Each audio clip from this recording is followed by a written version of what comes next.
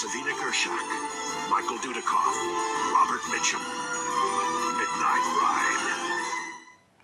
Hello everybody, welcome back to Screenstars and welcome to another of my movies you may have missed reviews. Today I'm taking a look at the 1990 thriller Midnight Ride. The film is co-written and directed by Bob Bravler, and it stars Michael Dudikoff, Mark Hamill and Savina Gershak, and we also have an appearance from Robert Mitchum. Right, okay, the film focuses on Savina Gershak's character, Laura. She is married to Michael Dudikoff's character, Lawson. He is a police detective. He is married to his work, and she's had enough, so she's going to leave him.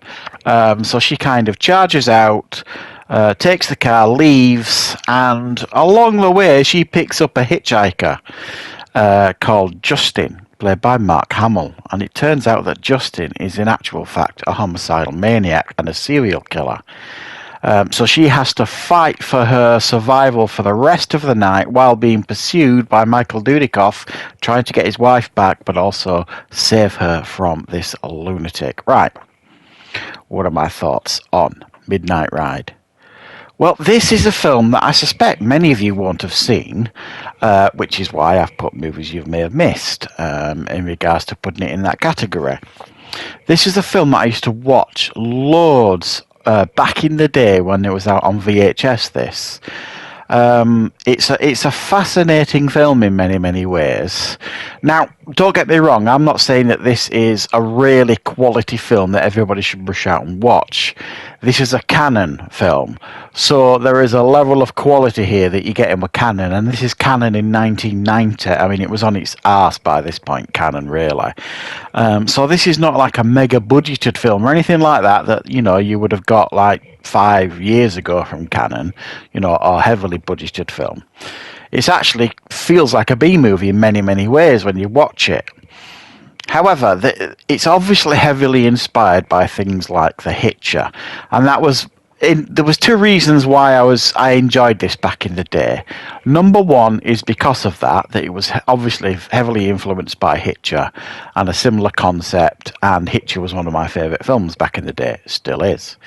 And the second reason is Mark Hamill. Now, obviously, Mark Hamill's career after Star Wars kind of took a little bit of a nosedive for a while because, he couldn't get past the Luke Skywalker thing. And this was kind of one of the roles that he took up before he became quite famous for his voice acting work. And then obviously in recent years he's had a bit of a resurgence in front of the camera as well. So it's interesting to watch him play this serial killer, this homicidal maniac. And he does it so bloody well too. It's worth watching this film just for Mark Hamill's performance. Everything else you could argue is pretty run-of-the-mill. Michael Dudikoff will never be heralded as a great actor. Obviously, he did his Canon films in the 80s. He was popular in what he did in the movies that he did, but he never broke through.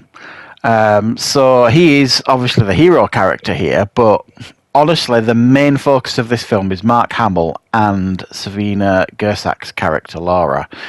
They are like the main characters here. Dudikoff is chasing them for the most part of the film, trying to catch up with her and Mark Hamill. So always kind of playing catch up.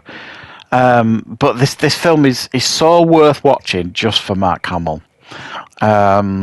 He is excellent in this film as this over-the-top madman.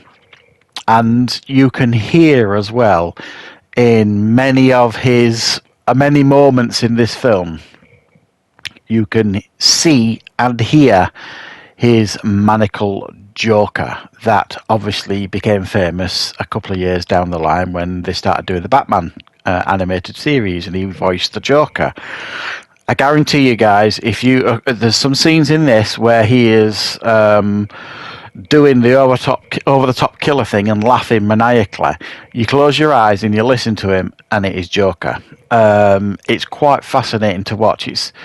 I love kind of watching movies like that where you look at an actor who became famous for a certain part later on, and you can hear and see like the early developments of that character in previous films that they did.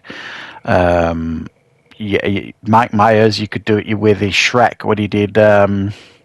So I Married an Axe Murderer. You could hear his like Scottish accent in that. He was messing about with it.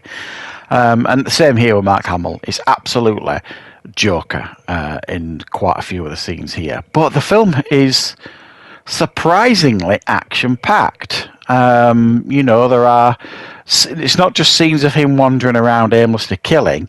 It's scenes of him really obsessing over this Lara character, relentlessly chasing her down by any means necessary, and killing anyone that kind of gets in his path, really. And his motivations for doing it make sense as well. It's not just mindless killing. Well, it is sometimes, but his reasoning in his mind kind of makes sense. You know what I mean? His obsessions and his trauma from his past that all kind of comes up in the film. It kind of addresses it all. It is, on one hand, a B movie that, Canon obviously didn't really give it a lot of love at the time. But on the other hand, if you actually watch this film and delve into it and analyse certain aspects of it, there's quite a lot more going on here than the film would certainly suggest. And I think Mark Hamill should be commended for his performance here. It is wildly over the top at times, but also at the same time, he knows when to wind it in. And in some of the earlier scenes, when you're analysing him and you're kind of like, yeah, this guy's not right, you can just see him kind of starting to turn the volume up on the performance, and then by the end of the film, it's full on Joker pretty much. And it's a fun watch, this one. It's a long time since I've seen this one, and this one I came across quite by accident fairly recently, to be honest, and it was a bit like, yeah. And that's only because someone reminded me about a film that I'm going to do another Movies You May Have Missed review on, probably in a week or two. And while I was kind of researching that, I stumbled upon this, and I'm kind of like, oh my goodness, I forgot all about this film.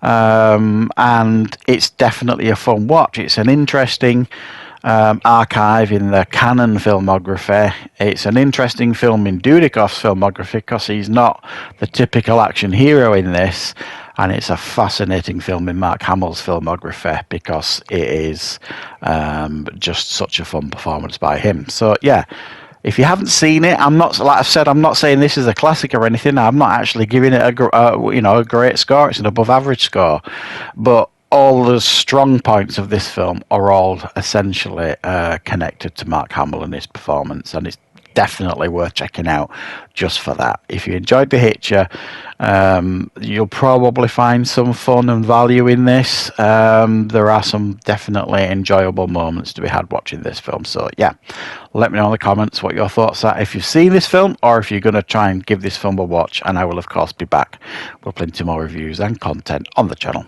very soon.